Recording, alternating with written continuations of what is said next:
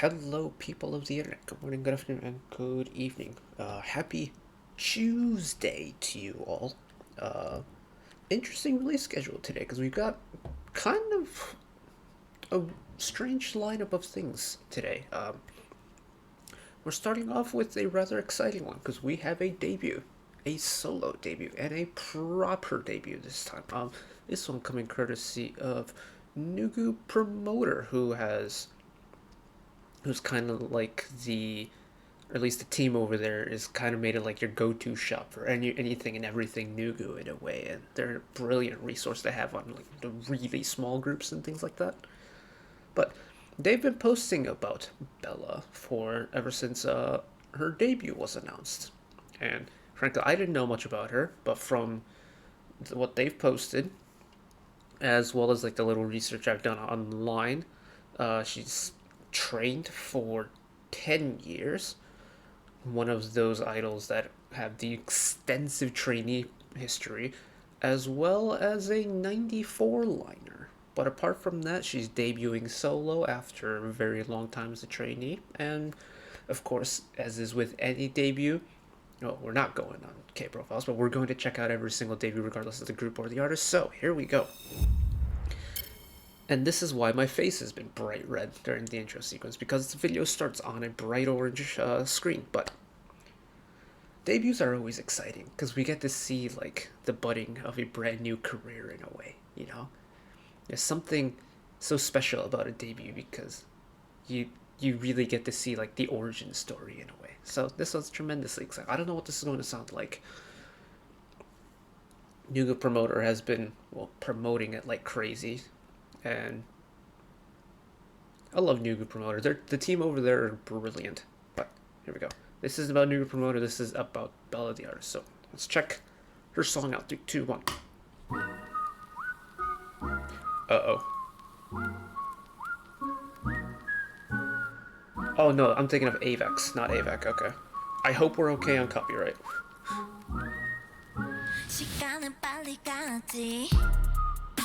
That's why. Volume's a bit quiet. A chill vibe, but also with the kind of trap percussion line in a way, or at least the hi-hats.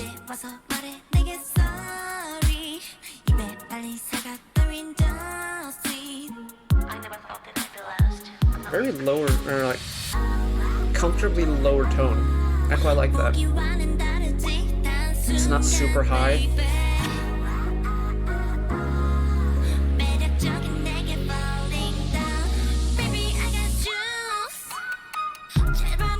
There's the drop. Interesting delay drop.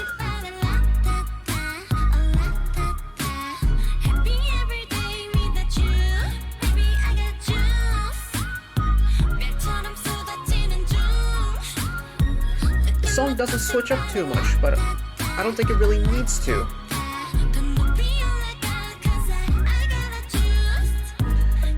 Ooh, emulsion blendering, interesting ingredients in there. My inner chef is cringing a little bit at that, but the song's a mood.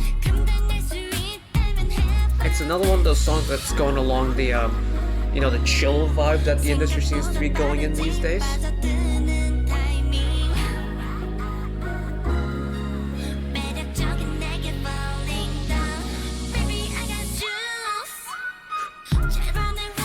That's really interesting. That delayed drop is strangely long, but at the same time strangely short. I'll talk about it later. It's definitely the killing point of the song for sure.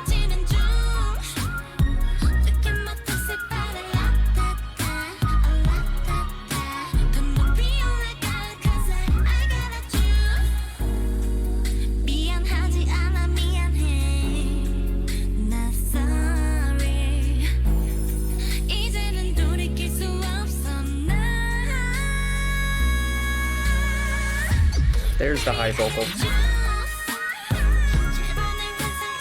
Oh, and we went straight into the drop on the final chorus. Ooh, interesting.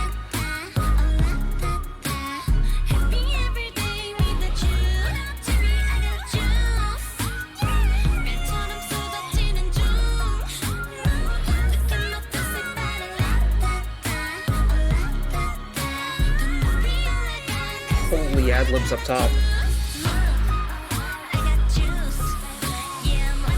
Extended final chorus as well. Ooh.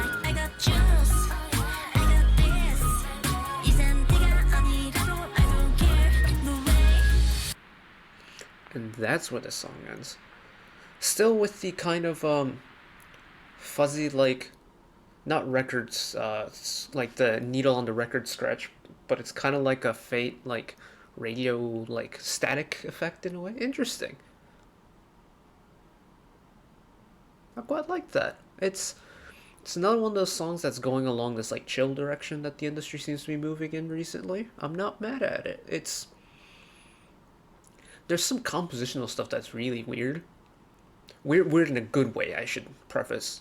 It's like that false drop, I think, is like the main thing because it's like it's not quite long enough to be like a big false drop, like in the way like Limelight's. Honestly, the drop came in 4 bars late, but it's not like a traditional anti-drop in the way where the entire chorus is just like subdued in a way. But it comes in at a timing that not many artists will do with the false drop. So let's see if I can find it. There it is. Okay. 2, 3, 4. 2, 3, 4. Depending on the pacing of the song, it's either coming in on the third beat of the first measure or the first downbeat of the second measure, and it's an interesting timing where it's like it doesn't feel like a long false drop, but it doesn't feel like a short one either. It's like in that strange little middle ground that's like it's like the equivalent of like a dissonant harmony between two notes in a way. It makes me feel a little bit like, wait, hold on, wait. Like, it's not a clean drop, and I think that's kind of like the charm of this, is that it's not like really crisp and clean in the way that like a typical drop or or a delayed drop would be. I quite like that because it's like, it's another one of those things where it's making your musical brain think, and I like those songs.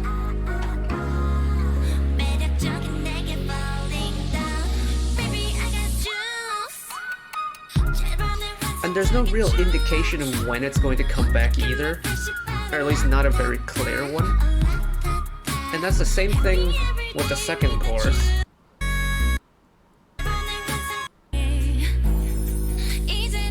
But the final chorus goes in straight away.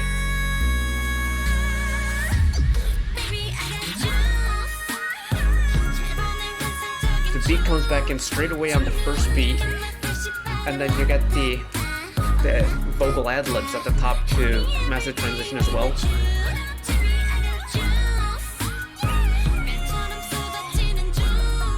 That note is stupid high right there. Octave displacement there, little melodic run.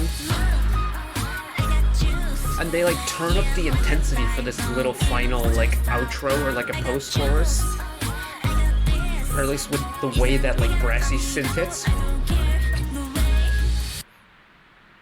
And then you have the static effect, much like how the song started with the static effect. It just kind of brings the entire thing around full circle.